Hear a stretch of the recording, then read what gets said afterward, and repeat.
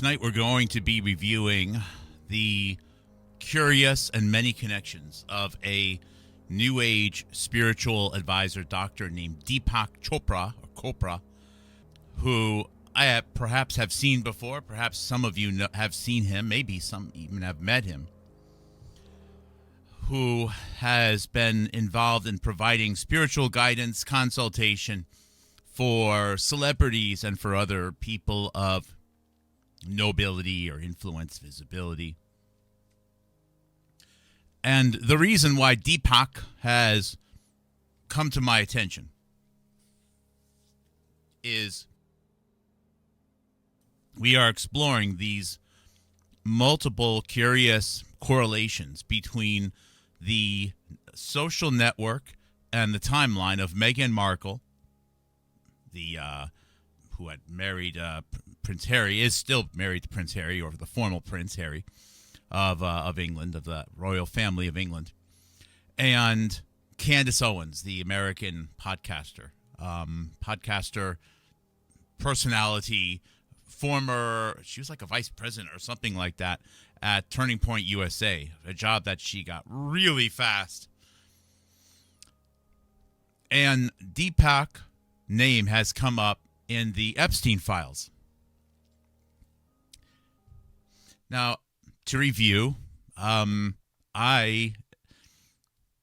this is not a channel to watch if you're a fanboy. If you want information that is going to reinforce your particular opinion on something, a favorable opinion about one person, even if it's questionable, wrong channel. I'm sorry. I'm not here to be a fanboy. If you are the opposite, an ultra hater, whatever you want to call it, of somebody, you really hate this politician, I'm not the channel for you. I worked for 20-something years in the tech industry. I worked my way up to being a competitive intelligence analyst. I would consider myself first and foremost an analyst who happens to have a podcast. I'm not a podcaster, although I am podcasting at the moment, but I'm an analyst and engineer with a degree in computer engineering from University of Connecticut. Started my master's at MIT. Again, I will die with it being started at MIT. I'm still so proud that I got the opportunity to even take any courses there at all. But whatever the case, I'm an analyst, and it was the underreporting of the fatal drug overdose epidemic in the United States of America over these last 10 plus years that brought me to a position where I was spending more and more time in my professional career.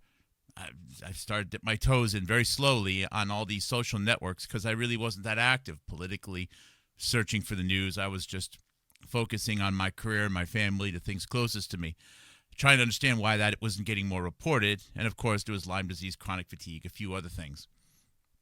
And that brought me to see the potential and believe in the potential for a long time of doing this type of work, researching, archiving, explaining, analyzing, and then relaying it in the form of a broadcast, in the form of a podcast. And I've since learned that the vast majority of podcasters who have any visibility, I won't say all, but the vast majority are really, they're just not real. They're not real people.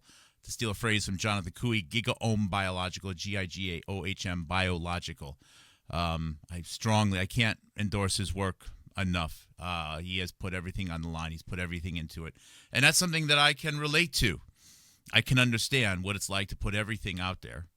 And you see what real growth looks like, and you see what the machine looks like as it works against you, as it works against the visibility. Okay, so DEEPAK. It was, I've noticed, and this is a quick review here, he's a main counselor for Meghan Markle. DEEPAK Chopra is a main spiritual advisor for Meghan Markle. He is providing public commentary on the marriage of Meghan Markle to Prince Harry. DEEPAK is now in the Epstein files. He was allegedly a health counselor to Jeffrey Epstein. And again, I do not subscribe to the general narratives of Jeffrey Epstein. I think he was there to create confusion and to create a web of useless metadata. That's what he is there for. He is there to create metadata and to support or tarnish people, to create confusion, to distract, to dismay. That was his role. That was his role. And the amount of crime that happens every day, the amount of abuse that happens and prostitution of children, children dying of drugs, etc., dwarfs the worst possible estimates of what Jeffrey Epstein could have possibly done. So every single day that the alt media embraces all this everything about Epstein, it is another day of more loss. So I always struggle with, how do I, every once in a while, I got to lean in and take it for a few days or a couple of weeks. I got to try to scoop it up, and it frustrates me. But I don't know what else to do. I have to try to be very strategic about it. But he is there precisely, which is why every program I do about Jeffrey Epstein includes reminders that the exact nature of the operation is to distract, is to confuse, is to create a web of worthless, useless metadata, which in the end results in death, results in injuries, results in the continued loss of our liberties and of our nation. So if this Chopra was providing mental health advice or something that Jeffrey Epstein, I'm not sure he was or wasn't. I think that's a wonderful way for him to be able to just get in the record and create more useless metadata to confuse more people. But he is in the spotlight right now. Okay, he's even providing links between Trump and Epstein, which is what everyone wants to do. Then there is, he is a frequent guest of and seen as someone who's an inspiration for characters such as Russell Brand. And now you're connected with Candace Owens to that side. Candace Owens has never directly interviewed DEEPAK Chopra. However, DEEPAK Chopra is connected business-wise to Yusef Jackson, who is a direct connection then to Candace Owens. He is connected with Ron Burkle, which is then a connection to Candace Owens. And there's a variety of other listings. So there's that single hop, additional hop from another person to Candace Owens, and there's several. There's probably dozens. I just haven't enumerated them all. But Candace Owens and Ron Burkle are big ones, really big. So there's the Meghan Markle, there's that. And then there's this another story where DEEPAK Chopra was a primary provider of health care, I should say mental health consultation to Michael Jackson. And upon the death of Michael Jackson, what I think was 2008, I see a lot of long comments coming in here. I'm going to take a break and try to read a few of them. Afterwards, Larry King Show and a variety of other programs interviewed DEEPAK regarding Michael Jackson's addictions. Now, to be honest, I would be really surprised if Michael Jackson did not have substance abuse problems. There were many people that wanted to manipulate him. There were many people that wanted to control him. He had access, and synthetic opium feels fantastic. If you get it, it feels so good it'll kill you, as I've heard other comedians say. It's that bad. It's so great it'll kill you, and it'll ruin everyone around you. If not used carefully and for the right tool, if you don't use the right tool for the right job, it can destroy you. So the possibility that given how physical Michael Jackson had to be just to do his job, he was one of the most remarkable dancers that you'll ever find. And not to mention, he did obviously have a lot of surgery done to him. However he would describe that, I don't know, but there was many surgeries. He was in a position to have access to, and even perhaps need on many occasions, pain medicine. So the possibility that he was an addict is very high. When DEEPAK was quoted as saying he was concerned about Michael Jackson's addiction, I don't necessarily see that as a lie, but it's curious that he's there. It's just one of those odd things. Okay, he's there. He obviously didn't help him, though. Yeah, I mean, you could say all day, yeah, well, I knew he was addicted, but what are you going to do? Because upon his death, not only was he used as as a subject matter expert of sorts, but on the other side, right with him, was again Jesse Jackson asking for an additional autopsy of Michael Jackson. No relation between Jesse Jackson and Michael Jackson. And also, at the very same time, within a month or two of Michael Jackson's death, there was a business transaction between Ron Burkle, holy cannoli, and a DEEPAK. Couldn't even believe it. It's like no one sees it because people are encouraged to stay in their lane, their little pipe, right? You're only allowed to do compound searches. You can search for, I guess, Clinton Foundation, or you can search for Israel and Mossad. You can search for Freemasons, or there's probably a few others, right? As long as you stay within one of the approved conspiratorial lanes, you're fine. You can commit all the crimes you want. I should say, as long as you, let me reword that whole thing. If you are researchers, you can talk about anything. You'll find all kinds of crazy stuff, but it's okay as long as you stay within those lanes. You'll never find that very curious transaction. And last but not least, Bio 911 Truth, September 11th, 9/11 Truth. I don't know how long this program will be. I would like to wrap up by 9 o'clock tonight, which is already very aggressive. DEEPAK has 3 kids, and one of them is named Gotham Chopra. Okay, fine. Gotham is a documentarian. Okay, good for him, right? You think, right? He's done work with sports people like Tom Brady. He was born in America, so I can't say. But still, I'm curious here, right? And I'm curious here because I have some skepticism here because what are the odds? Given the fact that all this evidence was being laid out, that before 9/11, there were going to be military personnel who are willing to, sell U.S. military equipment to Pakistan in exchange for heroin. That was documented in a Harvey Weinstein movie that was scheduled to come out on the weekend right after 9/11. They had to put it off for 3 years. Buffalo Soldiers, with the same guy, Joaquin Phoenix, who went on to become the Joker.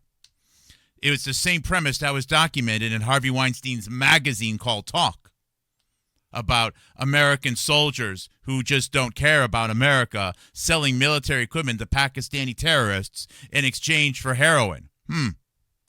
That was captured in Harvey Weinstein's magazine, Talk. The staff eventually wound up in a magazine known as Radar, which was at one point owned by Jeffrey Epstein. But it gets crazier than that because it just so happens that DEEPAK Chopra's son, Gotham Chopra, was in Pakistan interviewing the Taliban before 9/11. And he had like a whole briefcase full of empty shells, which I guess the Taliban gave him as collectibles. And he got caught up in customs or something like that. So hold on to your shit on this one, okay? Colin Powell made a phone call to Pakistan or India or something like that, so that DEEPAK Chopra's son, who had all of these empty shells of Taliban ammunition, would be able to fly back to the United States. This is August of 2001.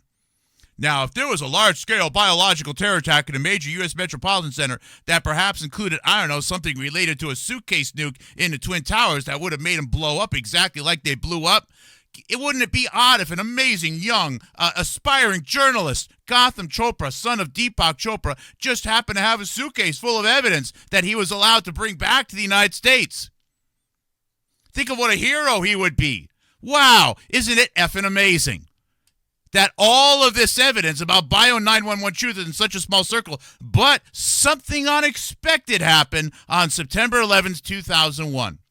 There was no Twin Towers blown up by a suitcase nuke, and there was no large-scale biological terror attack in a major U.S. metropolitan center. And this resulted in the FBI or someone like that making phone calls and acquiring all of that evidence that Deepak Chopra's son had about, I don't know, a small form nuclear device going off in New York City along with a biological terror attack. Guys, no matter where I look, I keep bumping into it. No matter where I turn, the evidence of Bio 911 truth, the evidence that it was a preempted attack that went differently and was done early, as captured in the books, it's everywhere.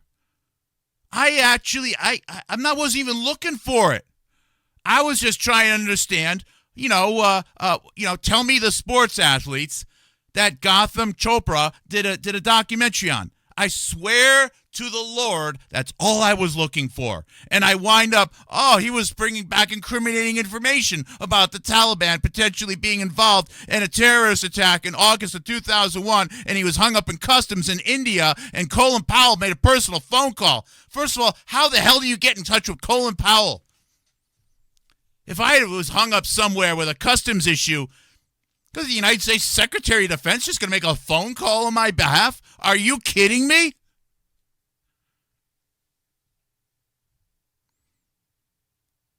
Unbelievable. And, of course, DEEPAK is, in the middle of this. So, Markle at Live, 8:14 p.m. Saturday, January 31st, 2026.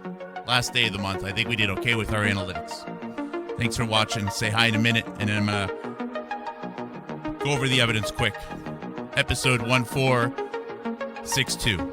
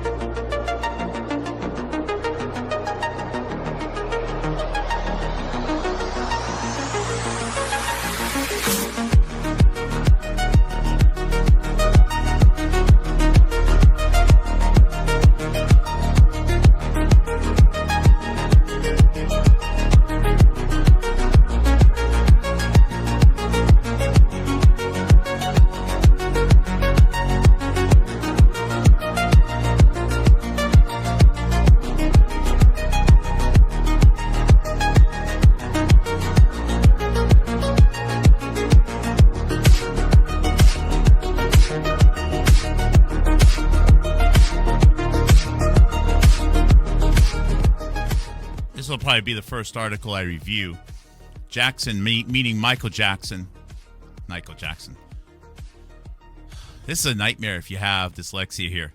Jesse Jackson family wants second private autopsy. Now I need to make sure that I'm reading this right. The picture is even a close-up here. Reverend Jesse Jackson from left. His son, Yusef Jackson, in the middle. Looking pretty sharp there. And they speak with Joe Jackson, who is the father of the late pop star Michael Jackson. Again, I don't believe the Jesse Jackson family and Michael Jackson. I mean, Jackson's just a very, very common name in the United States. I don't know if it's more common among black families or not. And the photo was taken here on June 26, 2009. This is from the Tuscaloosa News. Jackson family wants second private autopsy. June 28, 2009 is the article. Michael Jackson's family wants a private autopsy. Okay, so Michael Jackson's family wants a private autopsy of the pop icon because of unanswered questions about how he died. And the doctor who was with him, the Reverend Jesse Jackson, said Saturday.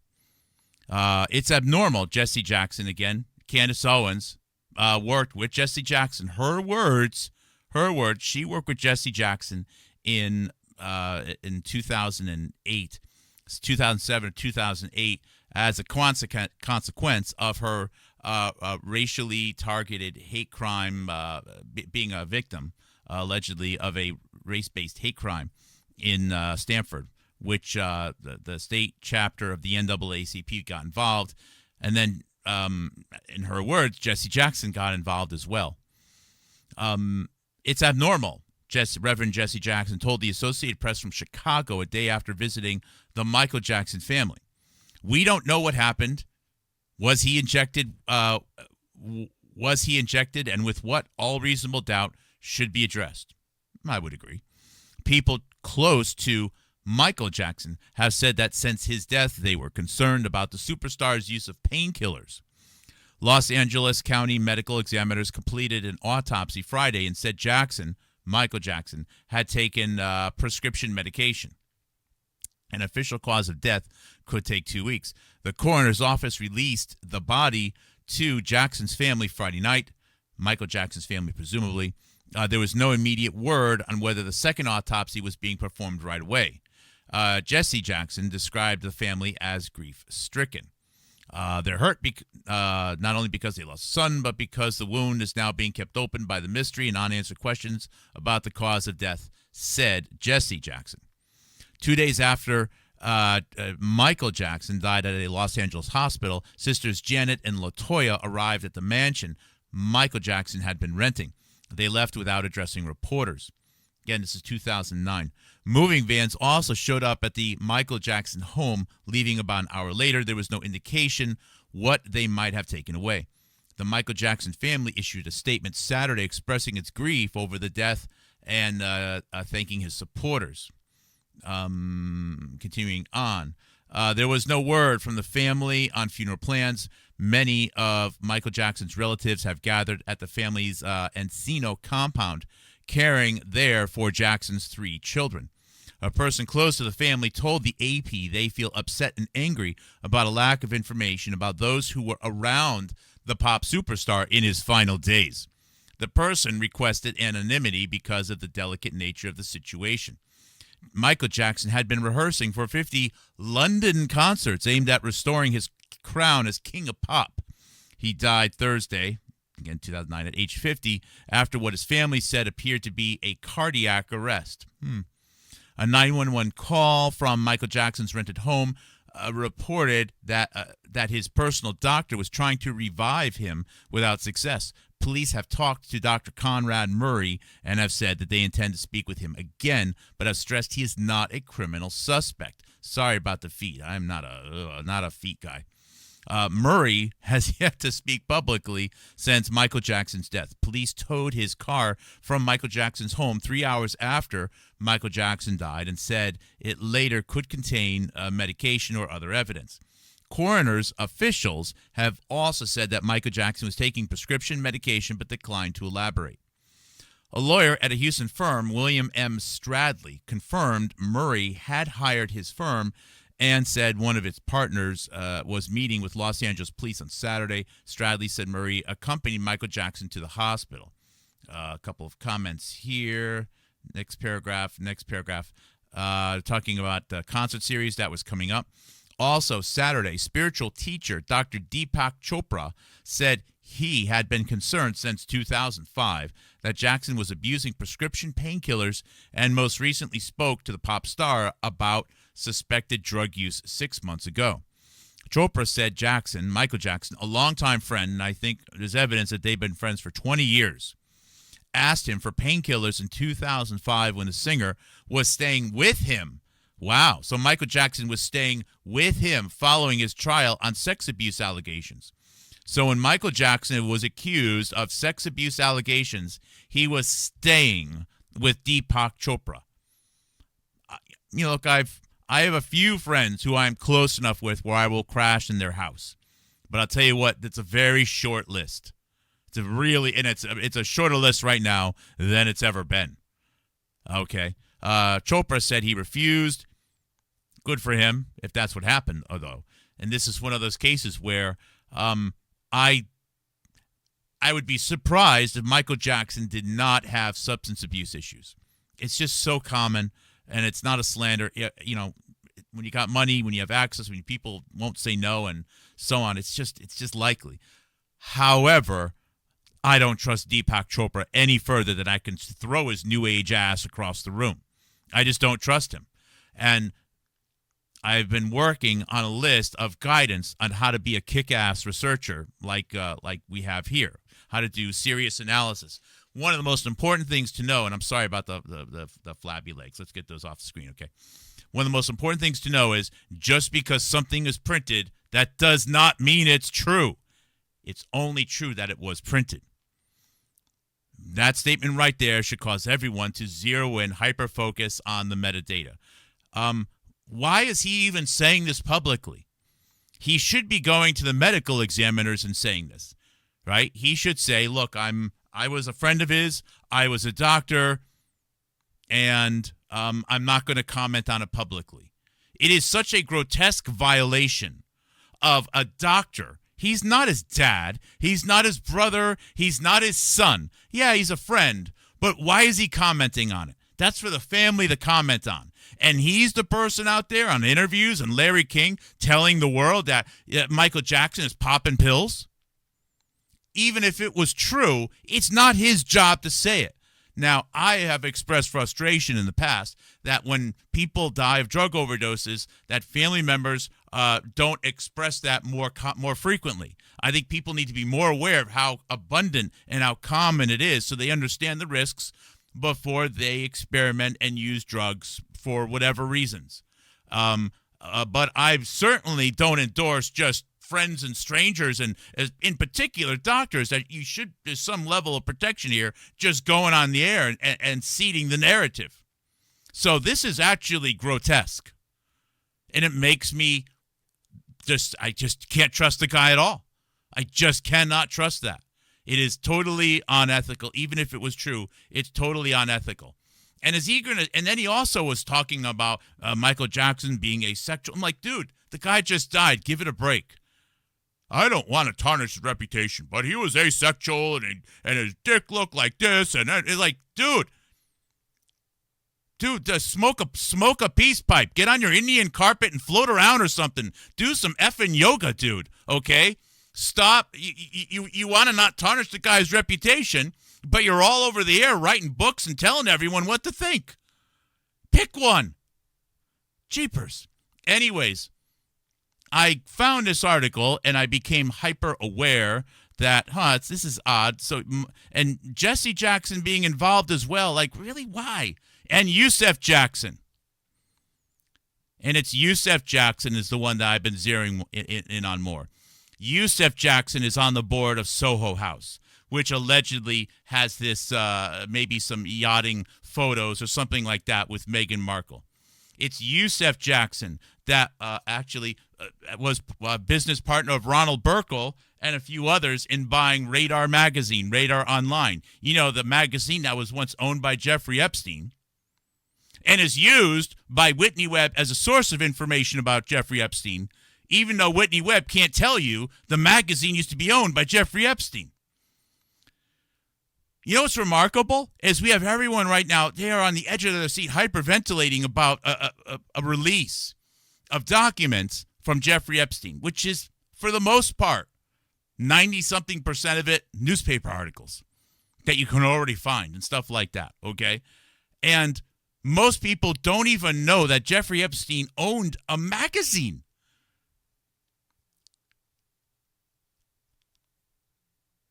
As far as I know, nobody has ever repeated that.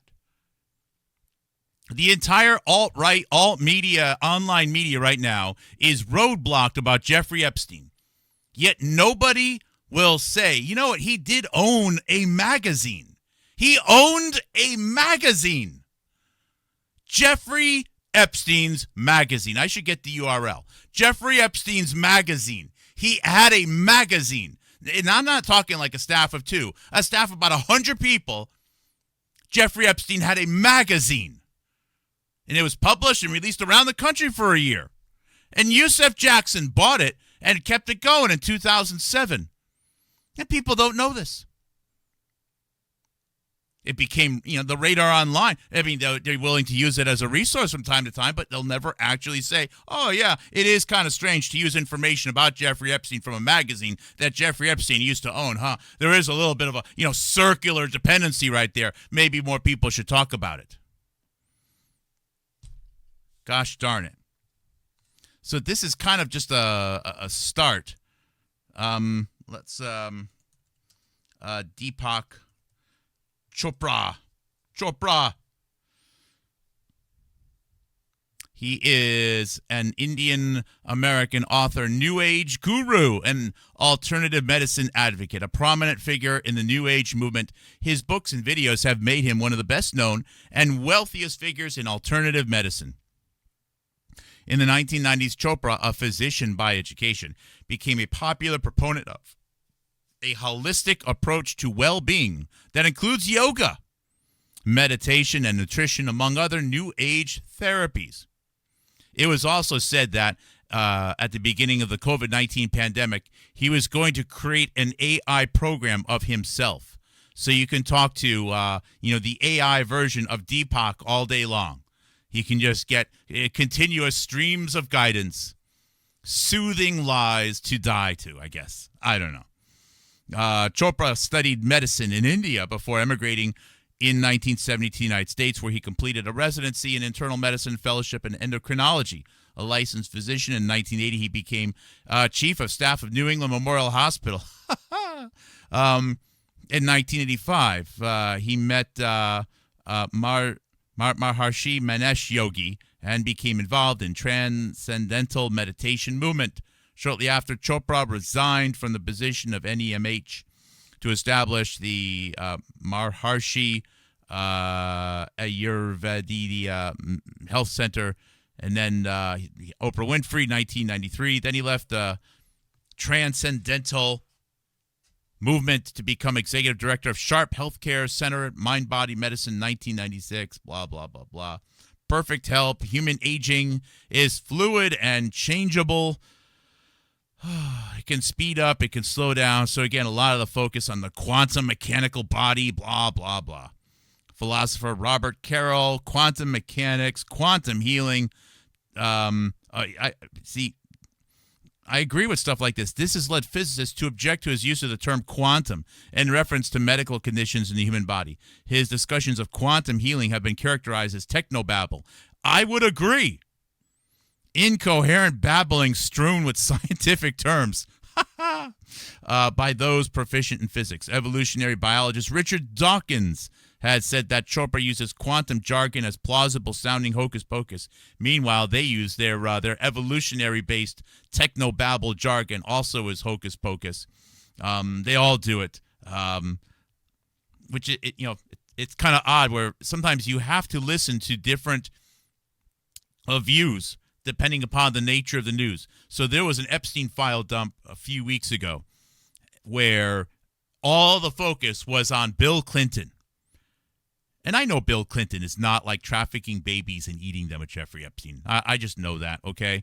But I could not bear at that time, okay? I could not bear at that time to listen to conservative media, this alt-right media, because they were so eager. This is what I started to mention this before. It frustrates me. No, it frustrates me. It's disgusting to see people excited about the possibility that children were harmed because it gives them an opportunity to feel good about being right. That's what I mean. This is not a fanboy channel. There are people who are so excited about getting, finding Bill Clinton and Hillary Clinton in a lie, or Obama in a lie, or something like that, that they are excited, happy, joyous. They are blowing balloons at the possibility that children were raped, killed, and eaten, because it will make them feel like they won. Now, the conservative media, the right media, I think did a terrible job with that. But recently, last night, I was incapable of listening to the mainstream media, because I heard people, they were smiling. They were laughing with joy about the possibility that they have information that Trump raped children. They are happy about it. Why is anyone happy about that? That means that a child was raped. But they're happy. They hate Trump more than they love anything. And I see this on both sides. It is so sick and insane. I see people wanting children to be hurt just so that their side can score a win, can get a touchdown, can spike the ball. Yeah, told you so. Party. Woo-hoo. It is sick. The Epstein stories are sick, and they bring out the worst in everybody. You can judge who's who. And it's caused me to have a lot of reflection on what kind of a country am I saving? Where I see people happy and celebrating, telling jokes and making funny memes about the possibility that children were injured or killed or raped or whatever, purely so that they can win. It's sick. And I don't believe Epstein did any of it. In fact, the biggest grotesque violation that I see right now are people who are so consumed and obsessed with scoring wins and being right and having laughs that they experience happiness and joy over the possibility that children were hurt or killed. Think about that. Think about that.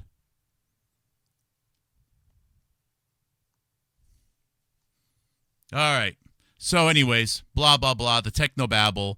I mean, you can go into the background. He went to Columbia School, some all-star in India. The flip side of this article here. So this is October 2019, okay? 2009. Michael Jackson died in June. So you got June, July, August, September, October. So 4 months after the death of Michael Jackson, which these articles are immediately involving Deepak Chopra, who I guess is a longtime friend of, and the person who's seeding all the stories about what medication, even though the family didn't even say he could talk about it publicly, what medication that Michael Jackson was addicted to. And then Jesse Jackson's family is there. They're concerned about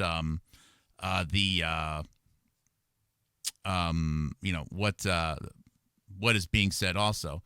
But here we have 4 months later, Morgan's Hotel Group received $75 million investment from UCAPIA. I mispronounced that. YUCAIPA to fuel future growth. Hang in there. Why is this connected? Morgan's Hotel Group, or MHG, today announced that an affiliate of its UCAPA Companies, LLC, had invested $75 million in MHG. The capital infusion will significantly strengthen the company's balance sheet and provide long-term financial growth, blah, blah, blah, blah, blah. The UCAPA Companies, founded by Ronald Burkle, is a premier investment firm that has an established track record for fostering economic value through the growth and responsible development of companies. The company has also announced that Mark Gordon, Chief Investment Officer for MHG, has been promoted to President of MHG and Board of Directors. In connection, Michael Gross has been appointed to the Board of Directors of MHG, and MHG directors Deepak Chopra and David Moore have resigned. So, Deepak Chopra resigns from the board of this company that has Ron Burkle on it, okay? And you'll find that Yusef Jackson, I think, is also... Oh, David Hamamoto. Wasn't there a citizen researcher, something Hamamoto? I'll bet you he's connected to Ron Burkle. I'm just saying. I'm sorry, Mr. Hamamoto, but I think you've been exposed. And you'll find Yusef Jackson in there. Basically, every single person that has popped up as some type of bullshit journalist out there has a connection to one of these people. whether it's through photography for Vogue or Vanity Fair or Bannon or Breitbart or something like that. Every single one of them. It's a new age group. It is what it is. All right, guys, it is what it is. And where I wanted to go with this was, oh my goodness, the Burkle. Yeah. Let's open up the Ron Burkle Wikipedia page here. Of course, the supermarket billionaire. He's in his early 70s right now, I think. Yeah, UKPia Companies, private equity firm. And he owned the Pittsburgh Penguins for a little while. He had technology investments. Is a list of all the different companies that he did investments with. He also is involved in media investments. Ron Burkle is a close friend and business partner of Harvey Weinstein. And Harvey Weinstein, the only person that scored a Harvey Weinstein interview in the last 8 years, ding, ding, ding, ding, is Candace Owens. Also, Miramax, Weinstein, Primavera. I think what you'll want to find from here is that in December 2020, Ron Burkle, a former family friend and longtime friend of songwriter Michael Jackson. Interesting. So he purchased the Neverland branch for $22 million. So he's the current owner. Now, I thought he bought it much earlier than that, but he was a longtime friend as well. So let's just review this, okay? This means that longtime friends of Michael Jackson included Ron Burkle, became in 2013 the head of and the primary owner of the Soho House Group, which now is involved in Meghan Markle potential picture leaks. The same Soho Group that I guess is leaked information right now to Candace Owens. That's odd because Candace Owens is interviewing Harvey Weinstein. Harvey Weinstein is also one of the best longtime friends of Ron Burkle.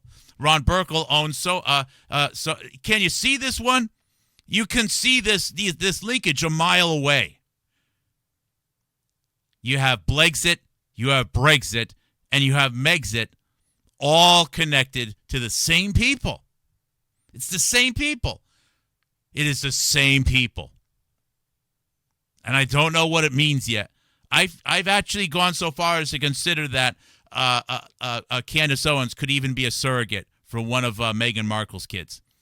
You have to marry the pastiest, whitest English guy that you can find. I don't know. But there's something going on here, guys, which is absolutely going to topple the house because no one is supposed to be able to see this. And obviously no one else can see it because no one else is talking about it. But the Ron Burkle connections are just absolutely out of control here. But I digress because this is an issue, or I should say a video with DEEPAK in there. And for the purposes of brevity, I'll just bring up a couple of the links here. I want to say hi in the chat for like 10 minutes towards the end here. Oh, yeah. There was the Rubin Report has been pushing Deepak Chopra at the same time that they are getting involved also in talking about the Charlie Kirk assassination. You know what's strange? Is Charlie Kirk's death happened just a few months after he said, without reviewing it, I believe, that the United States should stay out of India and Pakistan conflict. Charlie Kirk said that. And I think that was a big problem because there's currently a blackout on talking about India. I don't know if you've noticed, but India doesn't exist in the alt media at all. They don't exist. You can't acknowledge their existence. You can bash Russia, you can bash China, and all day long you can say that, a handful of Jews in Israel somehow control everything on the planet. But you have to ignore India. Isn't it odd that most of our software right now is written in India, and the internet running that software will not allow us to talk about India? That's kind of strange, don't you think? It's kind of odd that, maybe this could be talked about on YouTube. In fact, YouTube used to be run by an American woman who Sasha Latipova's daughter, Soph, threatened to kill. She threatened to go to their house and kill them. And then Alex Jones had Soph on his show in 2019 after Soph got deplatformed off of YouTube. The good news, though, I guess it wound up being a win for Sasha Latypova and Soph and maybe other people, is that YouTube CEO died of rather fast, unexpected cancer, and then her son died of a drug overdose, and it's been replaced with an Indian person who's now running YouTube and gets to control the algorithms, the same algorithms that won't let you talk about or hear about India. Isn't that just kind of odd? Oh, it's the same day that you can watch Kim Iverson or the Redacted Group say that the Chinese are planting babies in the United States of America to control the vote. But you can't acknowledge the fact that almost our entire national institutes of health right now are run by Indian nationals. You can't talk about that in the United States. That's censored material. So it's kind of strange here that we have an Indian national running around as some spiritual guru rug advisor saying how Michael Jackson died and getting involved in Meghan Markle and getting involved with Russell Brand and getting involved with the president. Now he's involved in the Epstein files and he's going to be involved with Breitbart. No one can just point out the obvious. Why can't we have someone that was just born in the United States in Bridgeport or Trenton or Harrisburg, or in the Valley in California, run these jobs? Why can't we have just some mixed-race American doing these jobs? Why do they all have to seem to go to one country, and one country in particular? Isn't that kind of messed up? The Dr. Gianta Bhattacharya show is called Health for the People or something like that. Like what people? We have a drug epidemic that killed 1 million people over the last 14, 15 years or so, and you can't even talk about it. You're paid not to talk about it because you can't share why life expectancy has gone down. Anyways, continuing on here. Trump Epstein links revealed, of course, so this Deepak Chopra is going to be a big part right now in connecting Trump to Epstein, and people are going to be all happy on the left side that this is evidence that children were hurt by Trump, which I guess a bit of a downer for some people on the right who are so excited that the files showed that Clinton hurt children a few weeks ago. They don't really care about children. As a matter of fact, both sides have proven that neither one is willing to talk about children having to participate in underage prostitution at record levels because of drug addiction. None of them are talking about the dropping life. Matter of fact, the CDC recently had to say that life expectancy just went up, coincidentally, because drug overdoses went down. And I believe they really didn't want to say that, but they just said it. Proving I was right. Proving that many people were throwing their dollars and their attention and their clicks and their likes and their time at other lying, traitorous citizen researchers, citizen podcasters, journalists, whatever you want to call them, who are incapable of highlighting that fact, meaning they took money to lie about why people die and in turn enabling more death. This is the last thing I'm going to show on the screen. Deepak Chopra, Meghan Markle's guru, suggests spiritual guidance to men royal family rift. Of course, it does say that he is her main spiritual advisor. So it's all connected, folks. And somehow or another, the story of Meghan Markle and Candace Owens, it's all the same network. It's all the same network. The timing lines up. I haven't quite figured out exactly what it is yet. Last thing I'll say before my chat here is I made a video short this morning. I deleted it. I stated that I showed an article showed that the home of Ron Burkle was loaned out at one point to Ben Shapiro, the conservative, pseudo-conservative journalist, whatever. My dyslexia kicked in a little bit. It said it was like, it wasn't Ben, it was Benjamin, or it was Ben. It was Benson. It actually said Benson, and somehow the search algorithms, I didn't pick up on it, and it's a different Shapiro. It's from a different Shapiro family, so I deleted the video short. Fortunately, every once in a while, I luck out that my videos won't get seen because it only had like 80 or 90 views, even though I shared it with several people, which is good because it was wrong as far as that goes. So the Professor H. Hamamoto? It might be. It might be. And, he's spreading all his New Age love and candle nonsense all over the place. And as far as I know, he's been unable to talk about intramuscular injection. He won't talk about Bio 911 truth, and is repeating a lot of the same crap and promoting a lot of the same jerks from other places. So I just don't I don't trust him any more than I could share it. Christy shared it with a bunch of people. Thank you, Christy. Yeah, that little part was off. It was pretty good otherwise. I may redo it, but I wanted to highlight Shapiro there, but it was like Benson or Bender or something like that, and it was a different Shapiro family. So I apologize for the alarm on that one here. Super Roy also has ties to Jesse Jackson. I'm surprised how many New Age connections these Jesse Jackson isn't evangelical, but a lot of these, I think he might be Catholic. I don't know. I'm not 100% sure. But a lot of these people have, and I think it's just the money. And a lot of this New Age nonsense, it confuses a lot of people. And I don't know. I don't want to be a hater of it, but I tell you what, I see it causing a lot of problems. I see it throwing a lot of people on just endless chases. It feels wrong to be. It doesn't really feel good, to be honest with you, to be so dismissive of it. But I think it's been, you know what it is? It's probably been so deeply saturated and hijacked by liars and traitors and con artists. And to be fair, a lot of Christianity is the same. A lot of Christianity is the same right now. There are so many churches right now. There are so many denominations which are teaching things and encouraging, anger and division and pride and just so many things which are so far from, at least what I interpret to be, the truest roots of Christianity. And it would be crazy. We should just assume that it's happened everywhere else as well. So there's probably some people who are seeking in the New Age movement who are doing it right, maybe at whatever that means. But there's just so much scum within it as well.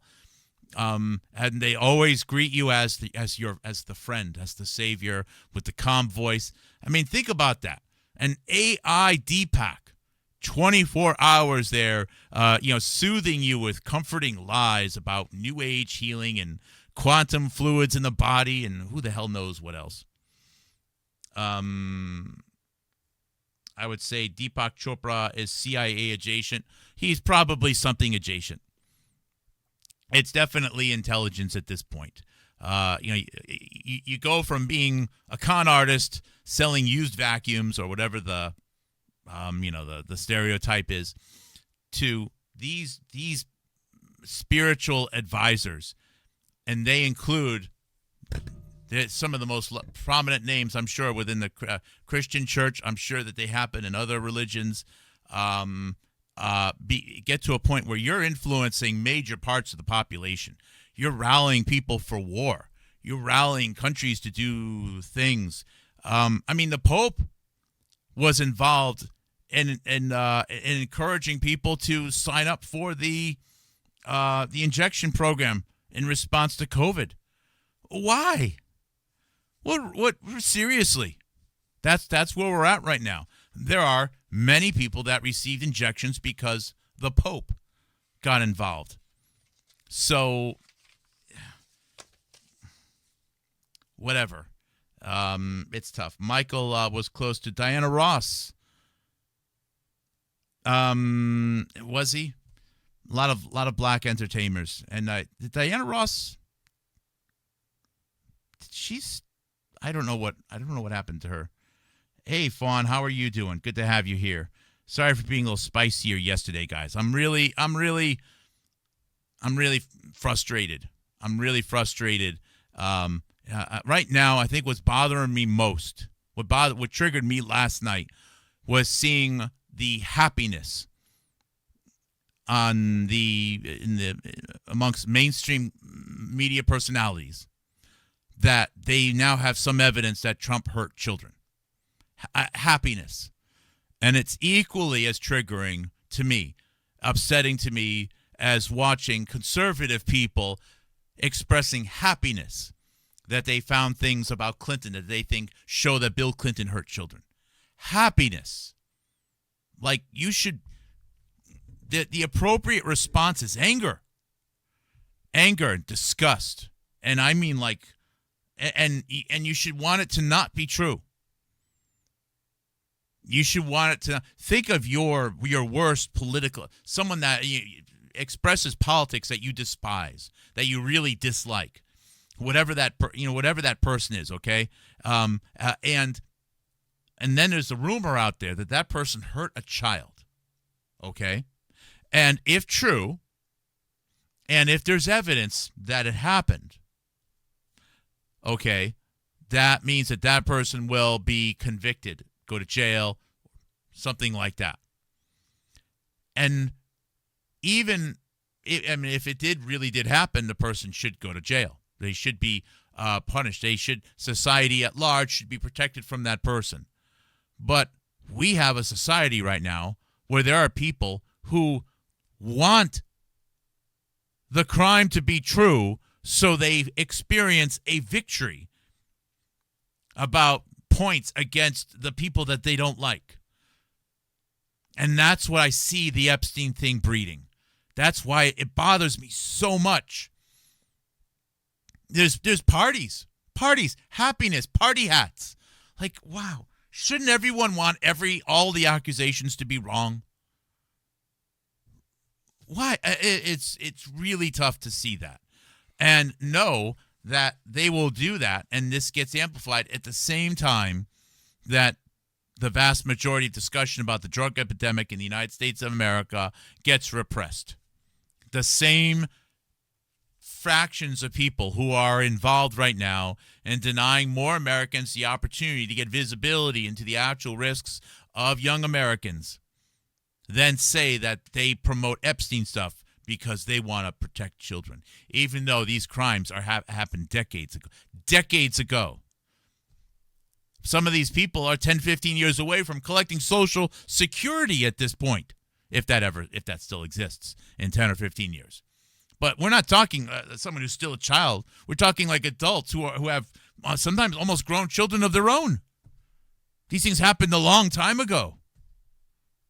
So, hello, Entropy.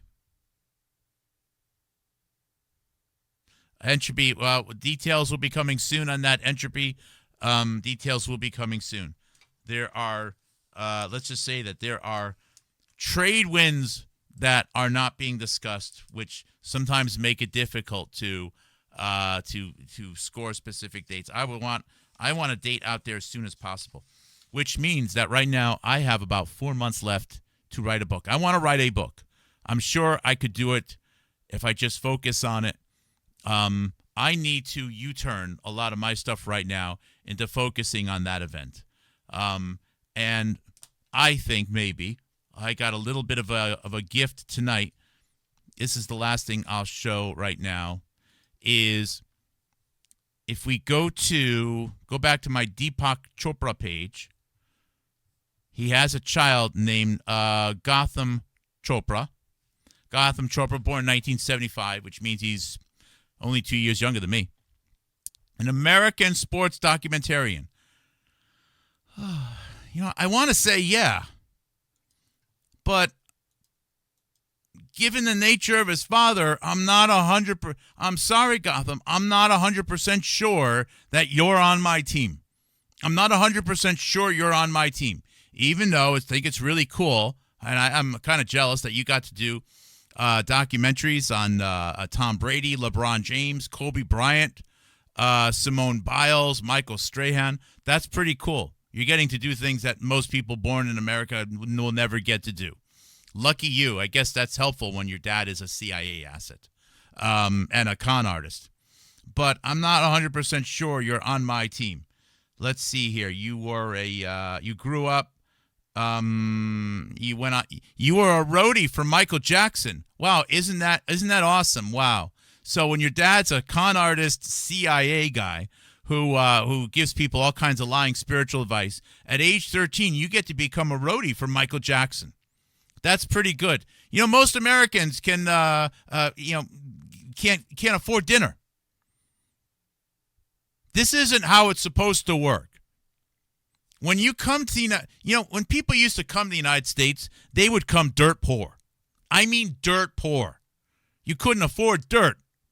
You got kicked around. You got called names because of the way you looked, the shape of your nose, the color of your skin. And you know what you do? You get gritty and you get tough. And you have a big family, and then you become part of the fabric of America. That's the way it used to be.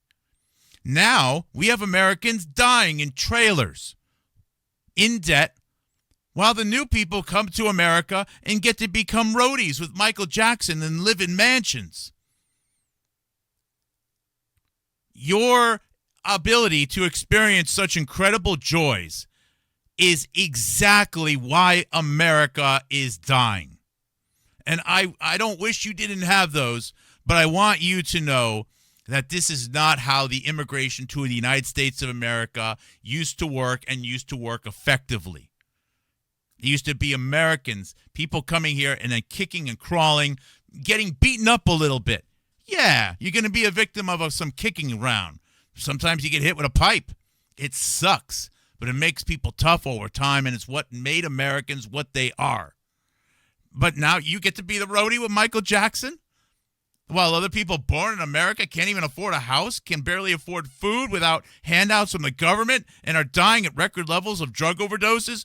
Are you kidding me?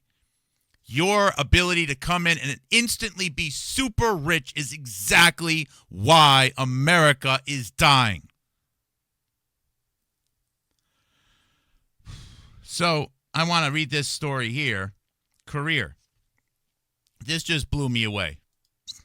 Maybe that's a bad phrase here.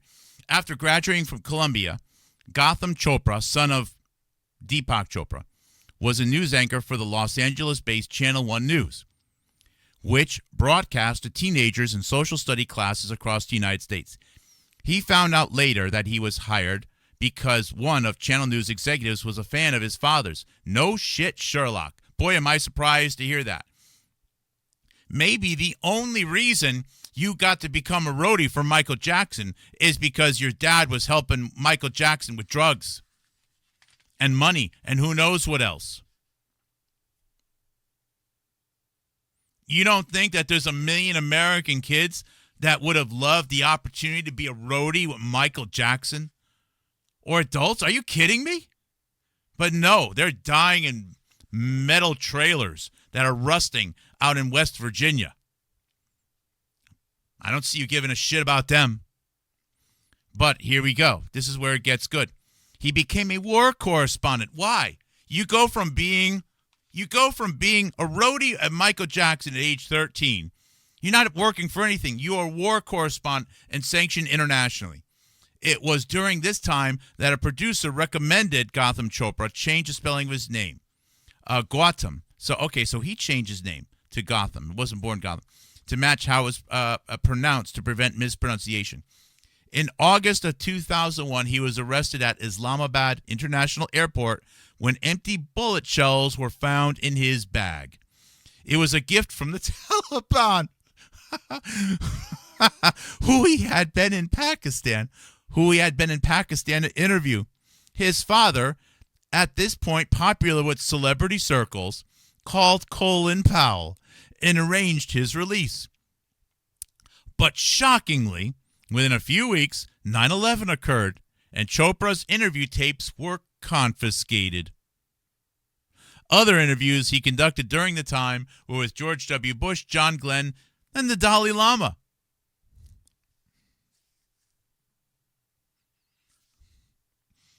He left Channel 1 in 2005. Between 2006 and 2008, he was consultant for Current TV. I don't know. I'm just speechless. I'm sure there's like a lot of other things here. I know a bunch of you will send me some things. I don't even know what to say. I'm just speechless. And the thing is, I wasn't looking for that. I was just curious. I haven't even looked at his other two kids yet. I was just curious. I'm like, yeah, I wonder what he's been up to. I wonder what books he wrote. And then I saw out of corner of my eye, like 9/11. And then I saw Colin Powell, and I'm like, no. You can't be. But yeah, Bio 911 truth is everywhere. And let us not forget the role of the United Nations and Kofi Annan in 9/11. Let us not forget that it was the communications director for Kofi Annan, another Indian man named, oh my goodness, it just left me. Gosh darn it. Oh, I can't think of his name right now. Driving me crazy. He's one of the most powerful people in India. It'll come to me later on. Who was there with Klaus Schwab, watching the planes fly into the buildings. And he's the very same person who years later got into the online spat with Trump, I believe, regarding the comments of Charlie Kirk.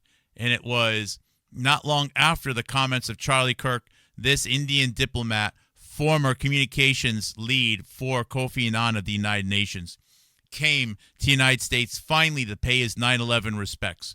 Between the time that Charlie Kirk said that the U.S. should stay out of affairs between Pakistan and India, but before the time that Charlie Kirk was assassinated, meaning put into a protection for the rest of his life, meaning it was a national security issue. No American at the stage as large as Charlie Kirk is allowed to talk about staying out of affairs between India and Pakistan. The price he paid was he had to disappear. And then not only did he disappear, but they blamed the assassination on Israel, which further feeds exactly what they want. They want every American focused on a little country that has a GDP about the size of the state of Massachusetts, somehow believing that there's Jews all over the place controlling the world, which is the most ludicrous state. It's a stupidest thing anyone could ever think of.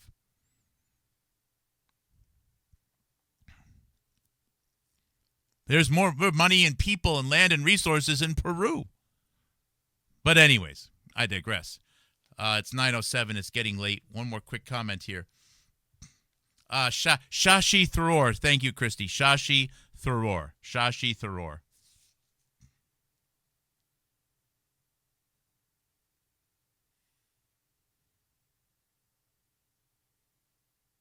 I believe that's Diana Ross. You're talking about that.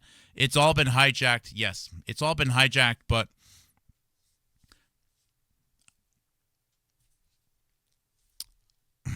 I've gotten into debates with people about whether or not voting matters or not.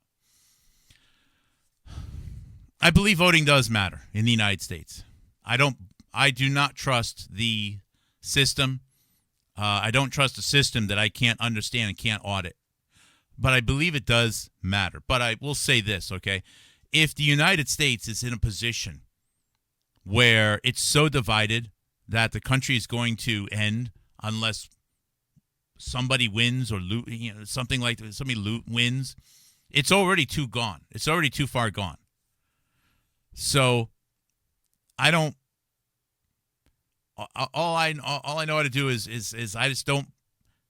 I reject the idea, and I encourage people to reject the idea, because once you accept the idea, then it's already over. That we are constantly in a state where our nation of the United States will cease to exist unless people vote and certain results are attained. Let's put it that way. I will not accept. So even if it is the case, or I don't. I know that I don't want to live in a country, and this is something that's uniquely American. I don't want to live in a country where I need to be saved. I don't want to be in a country where I need to be saved. I want a country where hopefully I can keep doing whatever I need to do. You can keep doing whatever it is you need to do. If I'm in a position where I feel as though I can't do this anymore unless somebody wins. It's already over. And I'm not going to submit to that ideology. And once people believe that we are in that state, then we also, I think, accept the fact that we have a savior, another person. Then the nation is over. Are things messed up beyond belief? I don't believe they are. You know, if you go out, most people are still quite sane and normal as they ever were out there.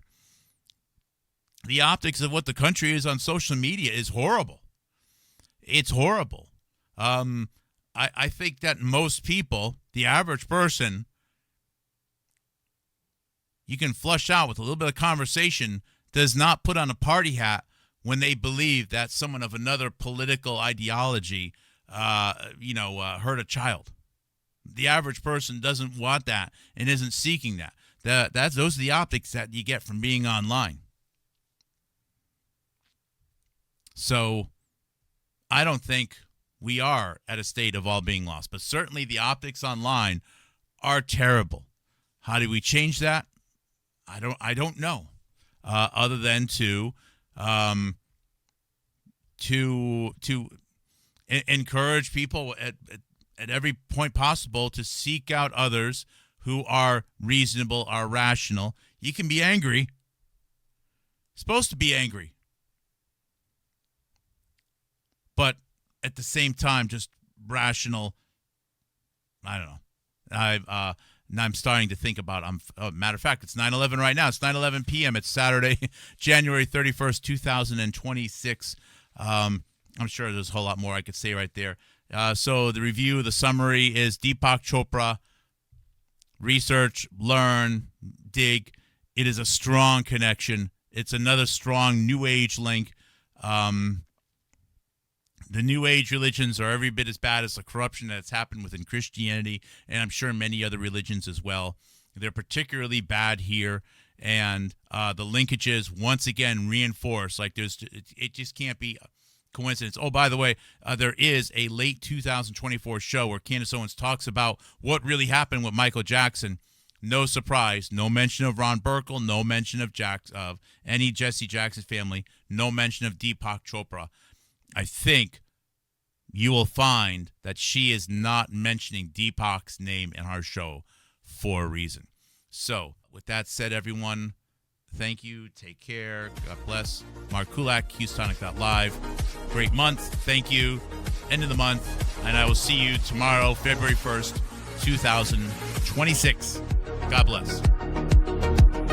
Great show. Great comments. Thank you, guys.